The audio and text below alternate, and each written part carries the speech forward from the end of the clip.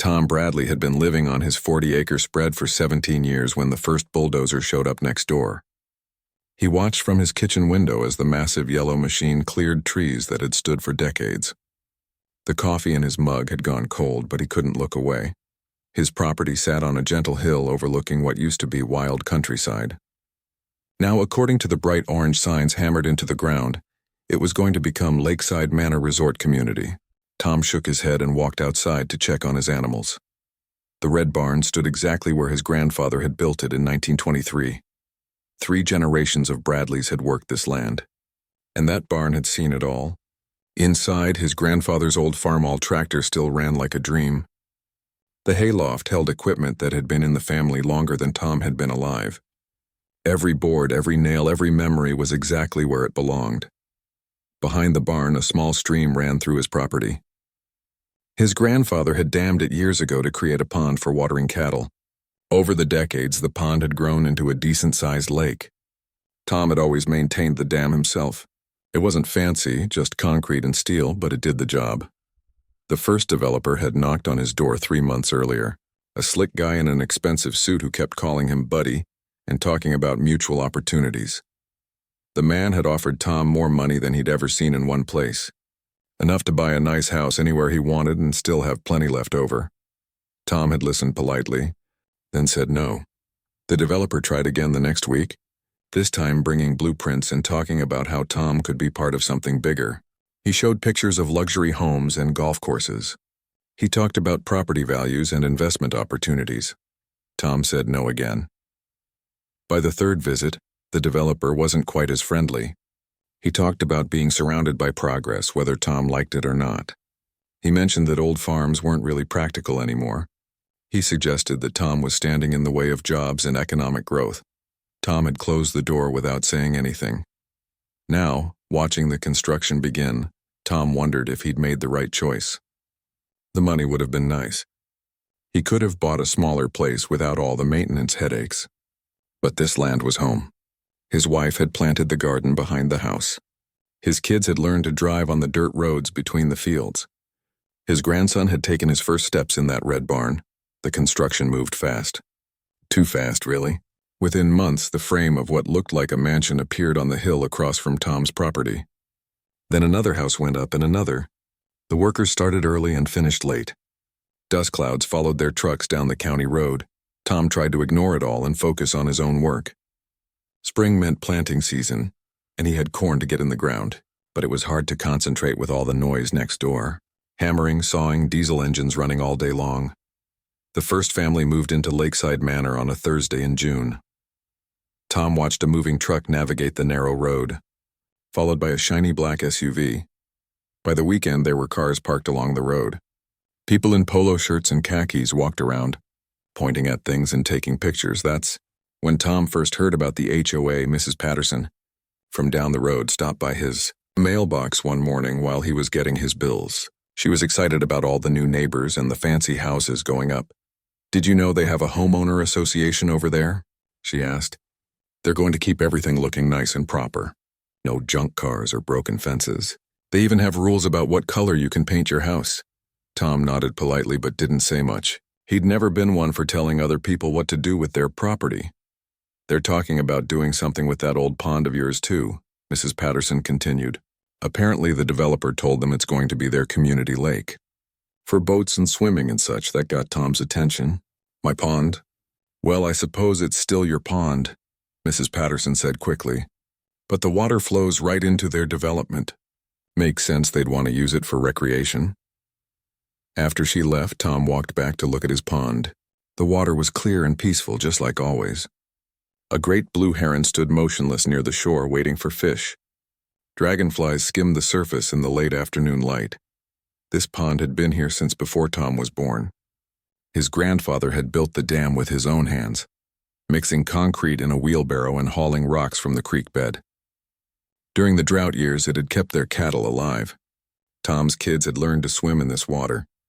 His wife used to bring her coffee out here in the mornings just to watch the sunrise. Now these new people wanted to turn it into their private lake. The first letter arrived 2 weeks later. Official letterhead, fancy printing, the whole works. The Lakeside Manor HOA board was requesting a meeting to discuss mutual water usage agreements and community enhancement opportunities. Tom read it twice, then tossed it in the trash. The second letter was more specific. They wanted to discuss maintenance responsibilities for the dam. They had concerns about water quality and safety standards. They mentioned liability issues and insurance requirements. Tom threw that one away too. By the third letter, they weren't asking anymore. They were demanding. The HOA had consulted with lawyers and engineers.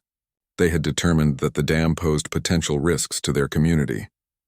They wanted Tom to meet with their board immediately to address these concerns. That letter went in the trash with the others.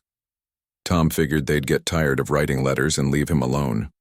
He had work to do and crops to tend.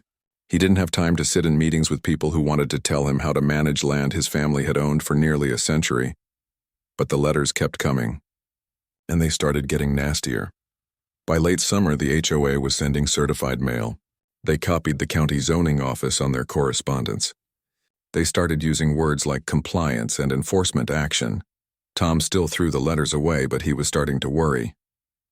These people seemed to think they had some kind of authority over his property, just because they'd built expensive houses next door. His neighbor Patterson stopped by again in August, this time looking concerned rather than excited. "Tom, I hate to be the bearer of bad news," she said, "but there's talk in town about your barn." "What kind of talk?" "Some of those HOA folks have been to the county office asking questions. They're saying your barn is an eyesore that's hurting their property values. They want to know what can be done about it." Tom looked at his barn. It needed a new coat of paint, sure. Some of the boards were weathered gray instead of red, but it was solid and functional. It wasn't hurting anybody. "They can't do anything about my barn," Tom said. "It's on my land." Mrs. Patterson nodded, but she didn't look convinced. "I'm sure you're right. I just thought you should know what people are saying." That night, Tom sat on his porch looking across at the lights of Lakeside Manor. The houses were beautiful, he had to admit, all perfectly landscaped, with circular driveways and fancy mailboxes. Everything neat and orderly and expensive, but they weren't home. Not the way his place was home.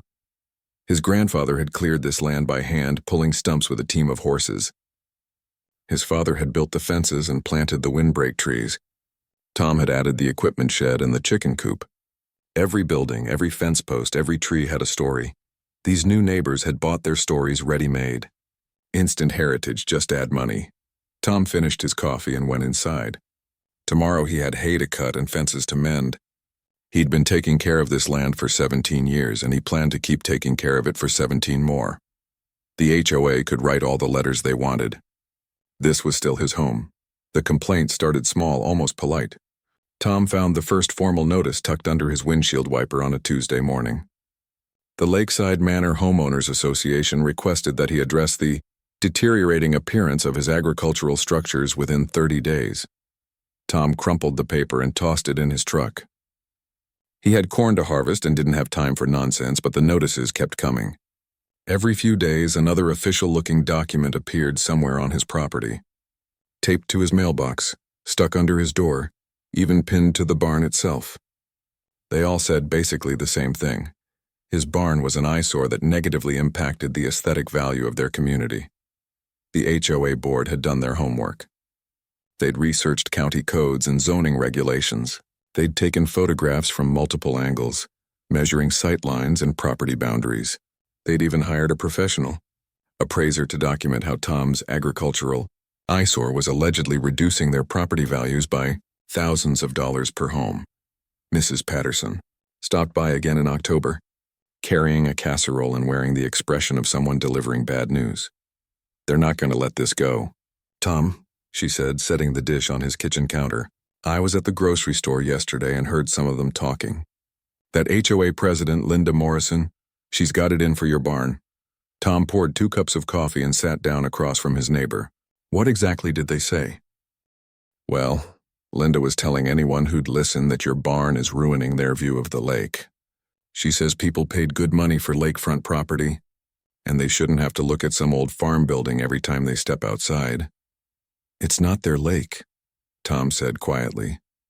"I know that. And you know that, but they don't seem to care. Linda was saying something about taking it to the county if you won't cooperate voluntarily. That afternoon, Tom walked around his barn with fresh eyes. Yes, the red paint had faded in places. A few boards had warped with age. The roof could use some new shingles. But the foundation was solid. The structure was sound, and it had been standing in this exact spot for over 80 years. He found himself wondering what his grandfather would have done. The old man had been tough as nails, the kind of person who solved problems with hard work and determination. But he'd also been practical. If someone had offered him enough money to solve all his problems, would he have taken it? The first county inspector showed up on a Thursday, a tired-looking man in a county truck who apologized for bothering Tom, but explained he was required to follow up on citizen complaints. What kind of complaints? Tom asked. The inspector consulted his clipboard. Alleged building code violations, unsafe structural conditions, potential environmental hazards. They walked around the barn together while the inspector made notes. He checked the foundation, examined the roof, even climbed up to look at the hayloft. After an hour, he closed his clipboard and shook his head. Honestly, Mr. Bradley, this is one of the better-maintained old barns I've seen. Whoever built it knew what they were doing. There's nothing here that violates any current codes. So that's it? For now. But I have to file a report, and if they keep complaining, I might have to come back. The inspector looked uncomfortable. Between you and me, these HOA folks have a lot of time on their hands and good lawyers. They're not going to give up easy. The inspector was right. 2 weeks later, Tom received an official letter from the county stating that his property was under review for potential aesthetic impact violations. He'd never heard of such a thing, but apparently the HOA had found some obscure regulation about agricultural structures in residential areas. Tom called a lawyer, attorney Robert. Chen had handled the legal work when Tom bought the property years earlier. He was a straightforward man who didn't waste words or time. They're fishing, Chen said after reviewing the county letter. There's no real violation here, but they're hoping to pressure you into compliance. How serious are you about keeping that barn? Dead serious, and then we fight. But I need to warn you, HOA disputes can get expensive. These people have deep pockets and a lot of motivation. The legal bills started immediately. Every time the HOA filed a new complaint or requested another inspection, Tom had to pay Chen to respond. 500 here, 800 there. By Christmas, Tom had spent more on lawyers than he usually made in 2 months. But the HOA was just getting started. In January, they hired their own engineer to assess the dam. Without asking permission, they sent a team onto Tom's property to take measurements and soil samples. When Tom confronted them, they claimed they had the right to inspect any structure that might affect their community's water supply. Chen filed an injunction to stop the trespassing, which cost Tom another $2,000. Then the HOA claimed Tom's farming activities were creating noise pollution. They documented every time he started his tractor before 8 in the morning or after 6 at night. They measured decibel levels during harvest season. They even complained about the smell when he spread manure on his fields. These people have completely lost their minds, Chen told Tom during one of their increasingly frequent phone calls. They're trying to claim that normal farming activities constitute a public nuisance. Can they do that? They can try. Whether they can win is another question. But defending against it is going to cost money we don't have. Tom was starting to understand what the inspector had meant about HOA folks having time and good lawyers. While he was working from dawn to dusk trying to make a living, they were spending their retirement years finding new ways to make his life miserable. The harassment escalated through the spring. They complained about his truck being parked in his own driveway. They claimed his chickens were too loud. They even tried to argue that his vegetable garden was a commercial agricultural operation that violated residential zoning laws. Each complaint required a response. Each response cost money Tom didn't have. By May, he'd emptied his savings account and taken out a loan against the farm. Chen had stopped taking his calls unless he could pay his outstanding balance. The stress was affecting his sleep, his appetite, his ability to focus on the work that kept him afloat. But the worst was yet to come. Linda Morrison, the HOA president, showed up at Tom's door on a Saturday morning in June. She was a sharp-dressed woman in her 60s with the kind of smile that never reached her eyes. "Mr. Bradley, I think it's time we had a frank conversation," she said, inviting herself onto his porch. Tom remained standing. "About what?" "About reality. You're fighting a battle you can't win. We have resources you don't have. We have time you don't have. We have lawyers who do this for a living. What do you want? We want you to be reasonable. Tear down that barn, clean up your property, and we'll call off the lawyers. We might even be willing to help with the costs. Tom felt his temper rising but kept his voice steady. That barn has been here longer than you've been alive, and it's had a good run. But times change. This area is becoming something better than it was. You can be part of that progress, or you can be an obstacle to it. Your choice. After she left, Tom stood in his barn looking at his grandfather's tools hanging on the wall. 80 years of family history surrounded him. The smell of hay and oil and honest work filled his lungs. These people didn't understand what they were asking him to destroy. To them, it was just an old building that blocked their view. To Tom, it was everything his family had built, but he was running out of money to fight them. The legal bills were crushing him. He'd already had to sell some equipment to pay Chen's fees. If this kept up much longer, he might lose everything anyway. That night, Tom sat on his porch and did something he hadn't done since his wife died. He cried. Not from sadness, but from pure frustration. These people had moved in next door and decided his entire life needed to change to suit their preferences. He thought about his grandfather again, about the stories the old man used to tell about dealing with difficult neighbors and hard times. His grandfather had always said that a man who stood for nothing would fall for anything. Tom wiped his eyes and went inside. Tomorrow he'd call Chen and figure out how to keep fighting. He didn't care what it cost or how long it took. Some things were worth more than money. The barn would stay exactly where it was. Tuesday morning started like any other. Tom drove into town for supplies, stopping first at the feed store for chicken scratch and then at the hardware store for fence staples. Old Pete Wilson was working the counter and they talked about the weather and the price of grain while Tom loaded his truck. "Heard you've been having trouble with those fancy folks next door," Pete said as Tom signed the receipt. "Nothing I can't handle." Pete nodded but looked worried. "Just be careful, Tom. I've seen what happens when city people decide they want something. They don't fight fair." Tom drove home thinking about Pete's words. The HOA had been quiet for almost 2 weeks, which should have been a relief. Instead, it made him nervous. In his experience, when your enemies stopped making noise, it usually meant they were planning something. He turned into his driveway and immediately knew something was wrong. Where his barn should have been, there was nothing but empty sky. Tom slammed on the brakes and jumped out of his truck. The red barn that had stood on this spot for 80 years was gone. Completely gone. In its place was a pile of splintered wood, twisted metal, and broken concrete. His grandfather's tools lay scattered in the dirt.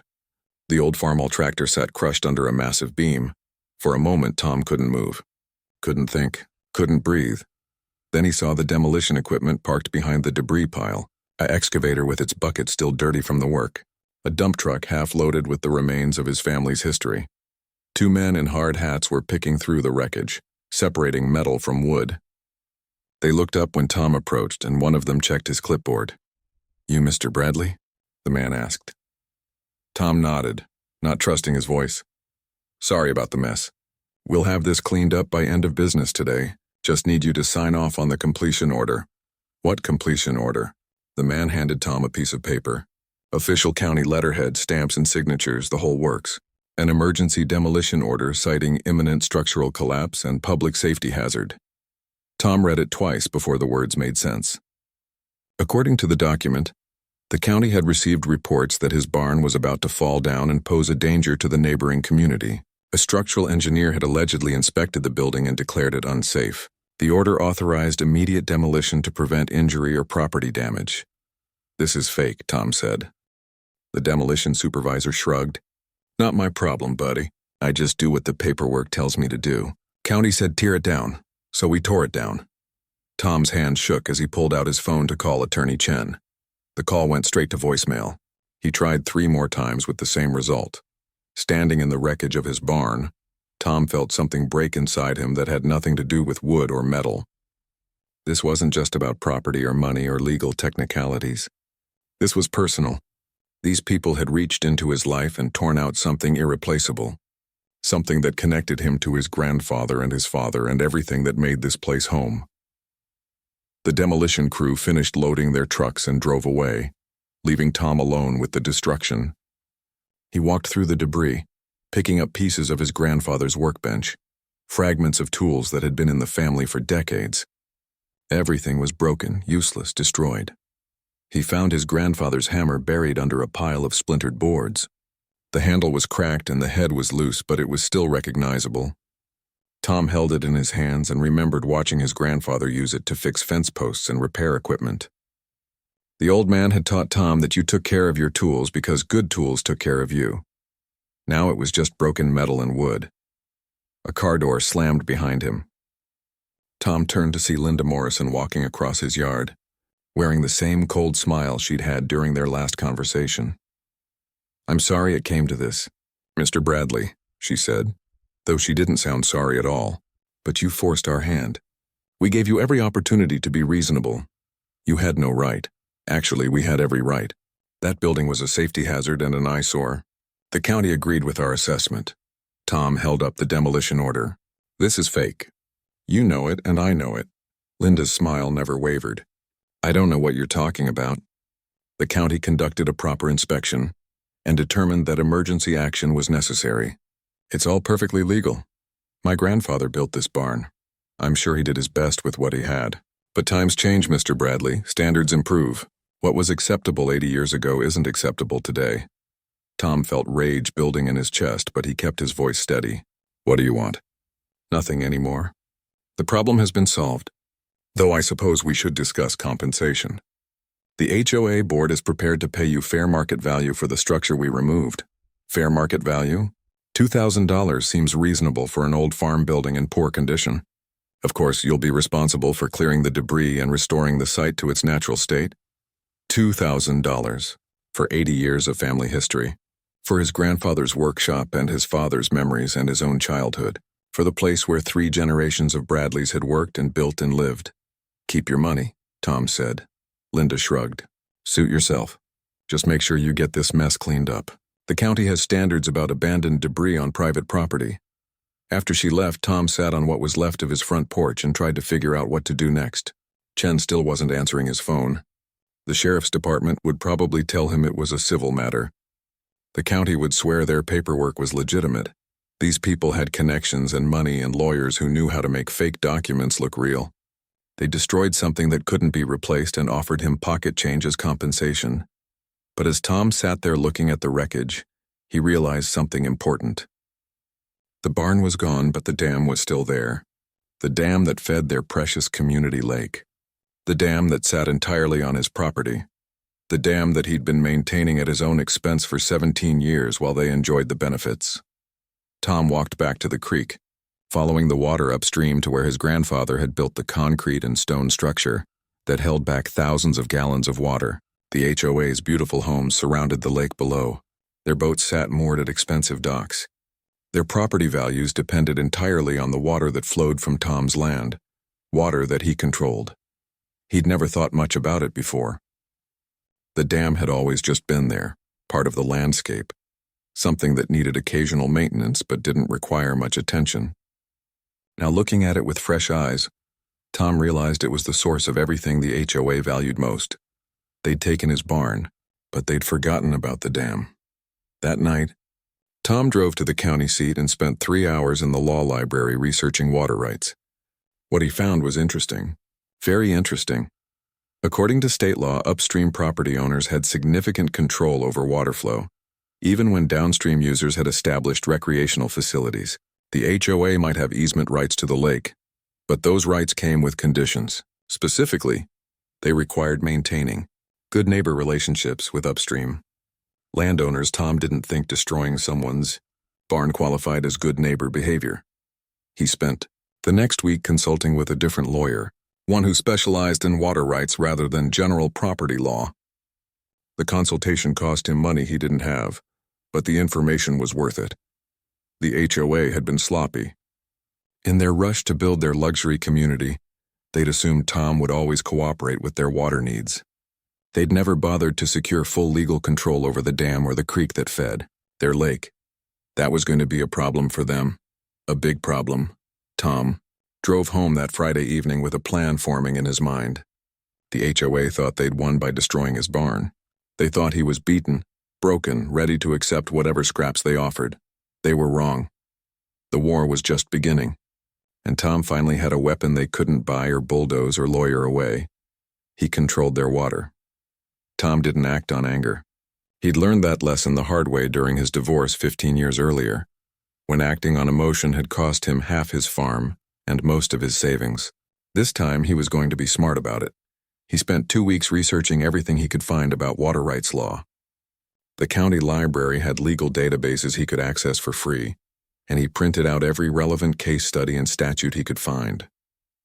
His kitchen table disappeared under stacks of legal documents and highlighted passages about upstream property rights. The law was clear. As the upstream landowner, Tom had significant control over water flow across his property. The HOA's lake existed only because he allowed water to flow through his dam. They might have paid for lake rights when they bought their properties, but those rights were subject to his cooperation as the source controller. More importantly, their rights were conditional. The original easement agreements required maintaining reasonable neighborly relations with upstream property owners. Destroying someone's family barn definitely didn't qualify as reasonable or neighborly. Tom contacted Robert Willis, a water rights attorney 3 counties over, who specialized in agricultural disputes. Willis had handled cases involving everything from irrigation conflicts to recreational lake disputes. He charged more than Tom could afford, but he agreed to work for a reduced fee if Tom could document that the HOA had acted in bad faith. "This is actually a fairly strong case," Willis said after reviewing Tom's documentation. "They overreached badly when they demolished your barn. That gives us grounds to argue they've violated the good faith requirements of their water easement." "What does that mean exactly?" "It means you have the legal right to modify water flow on your property, especially for legitimate agricultural purposes. If you need to restrict water for irrigation, drought management, or infrastructure maintenance, that's entirely within your rights." Tom smiled for the first time in months. "Infrastructure maintenance?" "Absolutely. That dam is aging infrastructure on your property.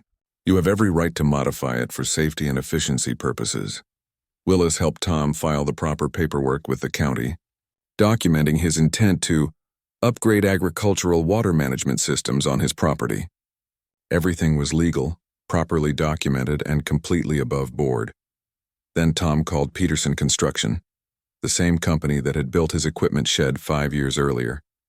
Owner Jake Peterson was a straight shooter who'd grown up on a farm and understood the value of good neighbors. "I need some work done on my dam," Tom explained.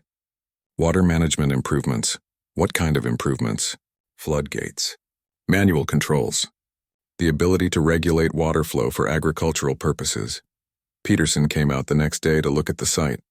He was a practical man who asked practical questions about water volume and pressure ratings and installation requirements. He didn't ask why Tom suddenly needed floodgates on a dam that had operated fine for decades. "This isn't complicated work," Peterson said. "We're talking about some steel framing, gate mechanisms, and concrete work. I can have it done in a week, maybe 2 if the weather doesn't cooperate." "How much?" $15,000, including permits and materials. Tom's savings account was empty, but his anger was worth more than money. He took out another loan against the farm and told Peterson to start work immediately. While the construction crew installed the floodgates, Tom did more research into the HOA's schedule and activities. He learned they were planning their annual Lakeside Summer Festival for the 3rd Saturday in July. According to their website, it was their biggest social event of the year, with live music, catered food, and boat races on the lake. The festival was also their primary marketing event. Real estate agents brought potential buyers. Local media covered the festivities. The HOA board used it to showcase their community's luxury lifestyle and attract new residents, willing to pay premium prices for lakefront living. Tom marked the date on his calendar. Peterson's crew finished the floodgate installation on a Thursday morning. The mechanisms were simple but effective. Manual wheels that could open or close steel gates to control water flow through the dam. When fully open, water flowed normally and the lake maintained its usual level. When closed, the flow stopped completely. "You want me to test them?" Peterson asked. "Not yet, but I want to make sure they work properly when I need them." Peterson demonstrated the operation. Each wheel controlled one gate, and closing all 3 gates would stop virtually all water flow from Tom's Creek into the HOA's lake. Opening them again would restore normal flow within minutes. "Simple and reliable," Peterson said. These gates will last for decades with minimal maintenance. Tom paid the bill and watched Peterson's crew clean up their equipment. Everything was ready. Now he just had to wait for the right moment. The HOA's summer festival was still 3 weeks away, but Tom could already see the preparations beginning. Crews were cleaning the lake area, trimming trees and installing temporary structures for vendors and performers. Signs appeared along the county road advertising the event to the general public. Tom used those 3 weeks to make sure every detail was perfect. He researched the festival schedule and learned that the boat races were scheduled for 2 o'clock, right when the most people would be watching. The mayor was supposed to give a speech at 3. The real estate presentations were planned for 4. Perfect timing. He also made sure he understood exactly how long it would take for the lake to drain once he closed the gates. Based on his calculations, the water level would drop noticeably within 2 hours and become dramatically obvious within 4 hours. By evening, what was currently a beautiful lake would be a muddy depression dotted with stranded boats and expensive docks sitting in the muck. Tom spent the night before the festival walking around his property, checking fence lines and thinking about his grandfather. The old man had always said that you didn't start fights, but you sure finished them. He'd also said that sometimes you had to make a point so clear that even stubborn people couldn't ignore it. Tomorrow, Tom was going to make a very clear point. The festival started at 10 in the morning with a pancake breakfast and live bluegrass music. Tom could hear the sound drifting across the water as families arrived and parked along the lakefront. By noon, the crowd had grown significantly. Cars lined the county road and temporary parking areas. Children's laughter mixed with adult conversation, and the splash of people swimming in the lake. Tom sat on his porch drinking coffee and watching the festivities through binoculars. The HOA had done a good job organizing the event. Everything looked professional and well-planned. Boats cruised back and forth across the lake. People posed for pictures in front of the expensive homes. Real estate agents guided potential buyers around the property, pointing out amenities and discussing property values. At exactly 2 o'clock, just as the boat races were beginning, Tom walked down to his dam and began turning the wheels that controlled the floodgates. The first gate closed with a satisfying click. Then the second. Then the third. The water stopped flowing. Tom stayed by the dam for a few minutes, making sure the gates had sealed properly. No water was getting through. The creek above the dam continued flowing normally, but nothing was reaching the lake below. Then he walked back to his porch, poured another cup of coffee, and settled in to watch the show. For the first hour, nobody noticed anything unusual. The lake was large enough that the water level didn't change dramatically right away. The boat races continued. People kept swimming and playing in the water. But by 3 o'clock, when the mayor was giving his speech about economic development and community progress, the boat docks were starting to look a little high. Some of the smaller boats were scraping bottom in areas that had been deep enough to swim in that morning. By 4 o'clock, the change was obvious to everyone. The beautiful lake that had been the centerpiece of Lakeside Manor was visibly shrinking. Expensive boats sat tilted on the muddy bottom. Docks that had been floating gracefully now stood on stilts above brown water. Tom watched through his binoculars as people gathered along the shoreline, pointing and talking in increasingly animated voices. He saw Linda Morrison hurrying from group to group, her professional smile replaced by obvious panic. By 5 o'clock, the festival was over. Not officially canceled, but effectively finished as attendees left to avoid the embarrassing spectacle of their host community's lake, disappearing in real time. Tom finished his coffee and went inside to fix dinner. Tomorrow would bring phone calls and threats and probably another round of legal nonsense. But tonight, for the first time since they'd destroyed his barn, Tom felt like he might actually win this fight. The HOA had taught him an important lesson about power and leverage. Now it was time for them to learn that same lesson from someone who controlled something they couldn't live without. Tom's phone started ringing at 6 in the morning. He let it go to voicemail while he made coffee and fed his chickens. By the time he checked his messages an hour later, he had 17 missed calls and 12 voicemails. The first message was from Linda Morrison, and her professional composure had completely disappeared. "Mr. Bradley, I don't know what you think you're accomplishing, but you need to fix whatever you've done to our lake immediately. This is unacceptable behavior and we will not tolerate it." The second message was from the County Water Management Office. asking him to call about reports of unauthorized dam modifications. The third was from a local news reporter who'd heard about the festival disaster and wanted to interview him about the mysterious lake drainage incident. Tom deleted all the messages without listening to the rest and walked down to check his dam. The floodgates were still closed exactly as he'd left them. Above the dam, his creek flowed normally. Below it, what had been Lakeside Manor's crown jewel was now a brown depression dotted with stranded boats and expensive docks standing in the mud like awkward monuments to poor planning. He could see people walking around the lake bed, taking pictures and shaking their heads. A few boats were already being pulled out on trailers, their owners cutting their losses rather than waiting to see what happened next. Tom's phone rang again. This time he answered. "Mr. Bradley, this is County Commissioner Janet Wells. I need to speak with you about the situation at Lakeside Manor." "What situation?" "Don't play games with me, sir. Their lake has drained overnight and we've received multiple complaints about water rights violations." "I haven't violated any water rights, Commissioner. I'm conducting routine maintenance on agricultural infrastructure on my own property." There was a long pause. "Maintenance?" "That's correct. I've installed new water management equipment to better serve my farming operations. Everything has been properly permitted through the county engineering office." Tom could hear papers shuffling in the background. "I see, and how long will this maintenance require?" "Hard to say. Could be days, could be weeks. Depends on how thorough I need to be." After he hung up, Tom sat on his porch and watched the drama unfold across the water. Cars were pulling up to lakefront houses as owners arrived to assess the damage. Real estate agents were having tense conversations with potential buyers who'd been scheduled to tour properties that morning. By noon, Linda Morrison showed up at Tom's door again, but this time she wasn't alone. She'd brought 2 other HOA board members and a man in an expensive suit who introduced himself as their attorney.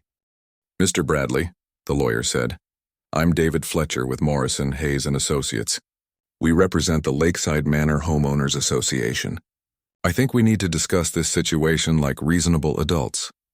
Tom invited them onto his porch but didn't offer anyone a seat. "What situation?" "You know exactly what situation. Our clients have suffered significant property damage due to your interference with their water supply." "I haven't interfered with anything. I'm maintaining infrastructure on my own property." Fletcher consulted his tablet. "Our research indicates that your dam modifications violate the water easement agreements established when Lakeside Manor was developed." "Your research is wrong. I've had my own attorney review those agreements. They're conditional on maintaining good neighbor relationships, which your clients violated when they destroyed my barn." Linda Morrison stepped forward, her face flushed with anger. "That barn was a legitimate safety hazard. We had every right to request its removal. You had no right to tear it down without my permission. You forged county documents and hired a demolition crew to destroy private property. That's not requesting removal, that's criminal activity." The lawyer held up a hand. "Let's focus on solutions rather than past grievances. The HOA board is prepared to make you a generous offer to resolve this situation." "What kind of offer?" "Full market value compensation for your barn, plus additional damages for any inconvenience. We're talking about $50,000 in exchange for immediately restoring normal water flow." Tom almost laughed. "You destroyed something irreplaceable and now you want to pay me to pretend it never happened?" "Mr. Bradley, be practical. $50,000 is more money than most people see in a year. You could rebuild your barn twice over with that amount. Some things can't be rebuilt." Fletcher's professional demeanor started to crack. "Then what do you want?" "Name your price. I want my barn back exactly as it was. Every board, every nail, every piece of equipment you destroyed. I want it rebuilt by craftsmen who understand historical construction techniques, using materials that match the original as closely as possible." "That's impossible. We can't recreate something that no longer exists." "Then I guess we have a problem." The delegation left without accomplishing anything, but Tom knew they'd be back. People like this didn't give up easily, especially when their property values were involved. He was right. Over the next 3 days, he received visits from county officials, state water management inspectors, and even an FBI agent investigating reports of infrastructure terrorism. Tom met with each of them politely, showed them his permits and legal documentation, and explained that he was conducting legitimate maintenance on his own property. The federal agent was particularly interesting. Agent Reynolds was a serious woman who asked serious questions about Tom's intentions and methods. "Mr. Bradley, I have to ask directly. Are you using your dam as a weapon against your neighbors?" "I'm maintaining agricultural infrastructure that I've been responsible for maintaining for 17 years. If my neighbors don't like the inconvenience, they should have thought about that before they decided to destroy my property. This isn't about revenge. This is about property rights and legal water usage. Everything I'm doing is completely legal." Reynolds made notes in her file. "The HOA claims you're trying to extort money from them." "The HOA offered me money. I didn't ask for it. What would it take for you to restore normal water flow?" Tom thought carefully before answering. "A formal written apology from the HOA board acknowledging their illegal destruction of my barn.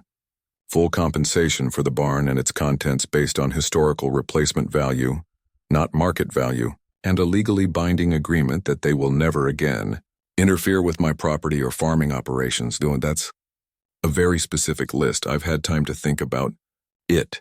The pressure campaign intensified over the following weeks. Tom received calls from lawyers, journalists, and even a few death threats from angry property owners who blamed him for their plummeting home values. The local newspaper ran daily updates on the lake crisis, with quotes from distraught homeowners and local business leaders. But Tom also received support from unexpected sources. Other farmers called to share their own HOA horror stories. Environmental groups praised him for exposing the hypocrisy of wealthy communities that wanted rural amenities without rural realities. A few legal scholars even wrote articles defending his position on water rights. The economic pressure on Lakeside Manor was becoming unbearable. Without their lake, the expensive homes were just overpriced houses with a view of mud. Property values dropped 30% in the first month. Several residents put their homes up for sale, flooding the market and driving prices down further. The HOA was also facing lawsuits from their own members, who argued that the board's reckless actions had caused the crisis.